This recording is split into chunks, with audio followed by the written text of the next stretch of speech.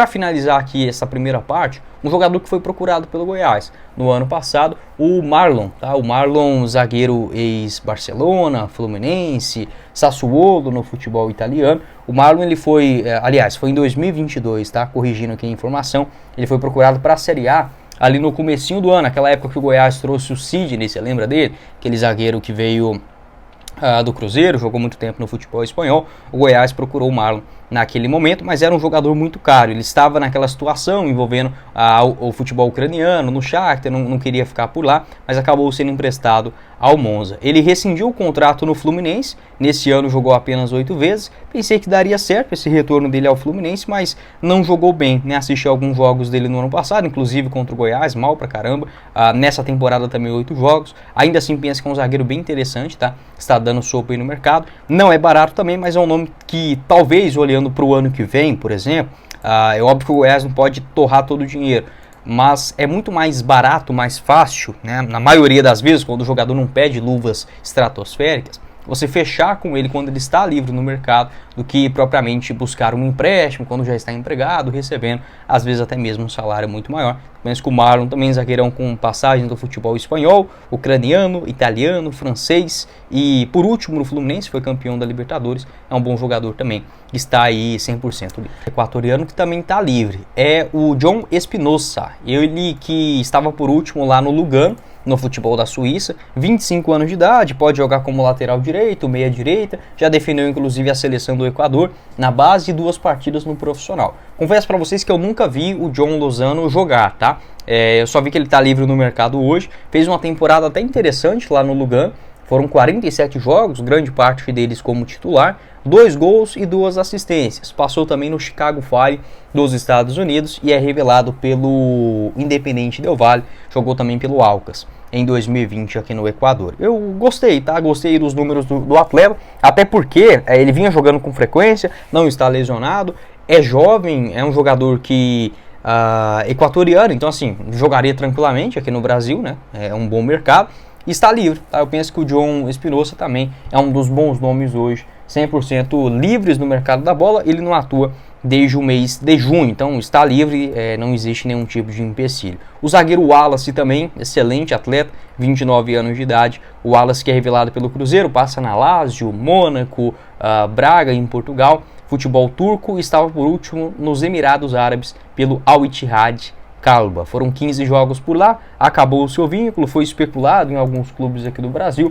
Eu lembro desse Wallace, acho que foi em 2019, ali, 2020, que ele quase foi contratado pelo Flamengo, né? Seria uma grande contratação naquele momento. Ele sai muito novinho aqui do Brasil, ainda no Cruzeiro, né? Em 2013 e 14, jogou apenas 8 vezes quando foi negociado em definitivo com o Mônaco na França. Foi muito bem, tanto é que chamou a atenção da Lazio. Jogou com muita frequência, 2016, depois perdeu um pouquinho de espaço e repassado ao Braga. É um jogador interessante, tá? Um zagueiro alto, forte fisicamente, 1,91 m de altura, ele que é destro. E para finalizar o nosso vídeo também com o Mikael, centroavante ex-Sport, passou no ano passado também no América Mineiro, né? Esteve no ano passado, melhor dizendo, pelo América.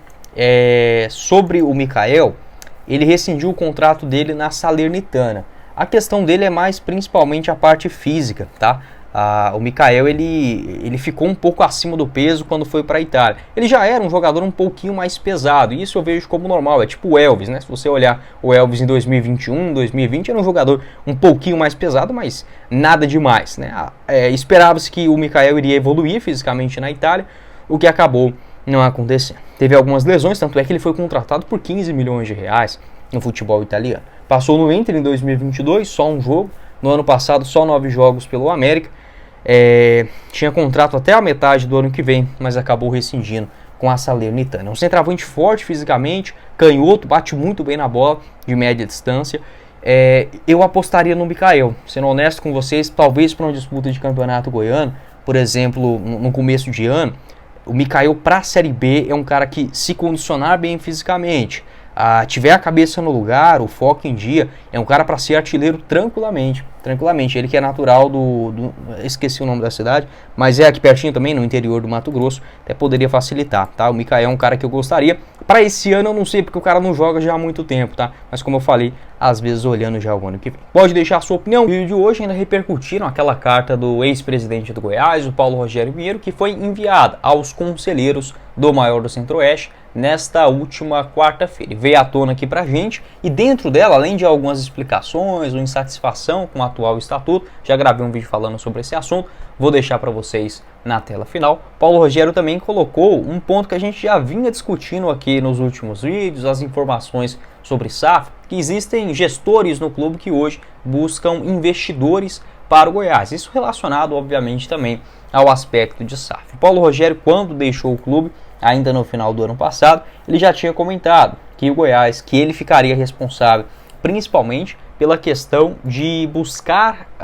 os name rights, né, um patrocinador para o estádio, completar a serrinha. No mais, que não iria palpitar no clube, voltar a ser presidente ou algo nesse sentido no futuro. Até mesmo nas declarações recentes ele voltou a afirmar esse mesmo trecho. Então um cara que está assim antenado, teve negociações próximas em relação aos name rights em 2021, não parece algo que vai sair do Goiás agora, mas o Verdão hoje ele pensa primeiramente nesta questão da SAF, que pode inclusive chegar junto com uma parceria, por exemplo, para completar 100% das obras na Serrinha. E o parágrafo que ele acabou citando sobre esse assunto, eu vou deixar para vocês aqui passando, abre aspas. Conheci os atuais gestores do Goiás, executivos, pelo fato de necessitarem de algumas informações e prontamente fui até eles e trocamos ideias necessárias. Sempre mantive uma cordialidade com todos e vice-versa, não poderia ser diferente, mas limitado apenas ao solicitado, sem intervenção alguma na gestão e nos caminhos do clube, que é correto da minha parte, sem me colocar em meu devido lugar. Pois bem,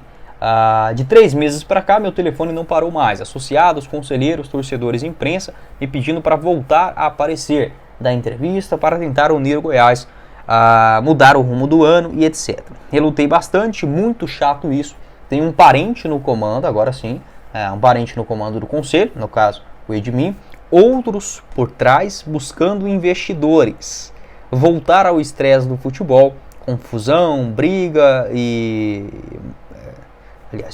mas dizia a todos que iria ver com carinho o que estava acontecendo, pois já tinha chegado até mim informações privilegiadas do que estava fazendo sobre o futuro do clube e via que narrando aos conselheiros não era o que de fato estava acontecendo. Tenho muitos amigos no Brasil, seja no futebol, seja nas finanças ou na gestão, nada acontece sobre o Goiás e no Goiás que eu não queira saber que eu não consiga, né? Fecha aspas, esta escrita, né? Este trecho aí da carta que fez o Paulo Rogério Pinheiro, mencionando que existem, pela escrita, não dá para saber se é um familiar dele também, porque ele fala que tem um parente no comando do conselho e outros por trás buscando investidores. Então assim, eu não sei se esse outros por trás, vamos dizer assim, seria familiares dele também, mas obviamente é um assunto que a gente já vem comentando com recorrência aqui no canal. O Goiás que, segundo informações do André Rodrigues, uma empresa austríaca demonstrou interesse em adquirir a SAF do Verdão. O valor seria de 150 milhões de euros, algo na casa de 900 milhões de reais, por 70% do futebol do clube. O Paulo Rogério, que desde o ano passado já vinha falando sobre isso, a importância do Goiás mudar o seu estatuto para abrir negociações com uma empresa, né? O Goiás, no seu antigo estatuto, nem sequer poderia conversar sobre esse assunto. Agora, mudando ele, pode. Só que, segundo também dessa escrita, das falas do Paulo Rogério, o estatuto não é tão simples, tão favorável, vamos colocar assim, a SAF, quanto ele imaginava. Enfim, são alguns pontos a considerar. Já gravei um vídeo falando também sobre essa declaração. Vou deixar para vocês na tela.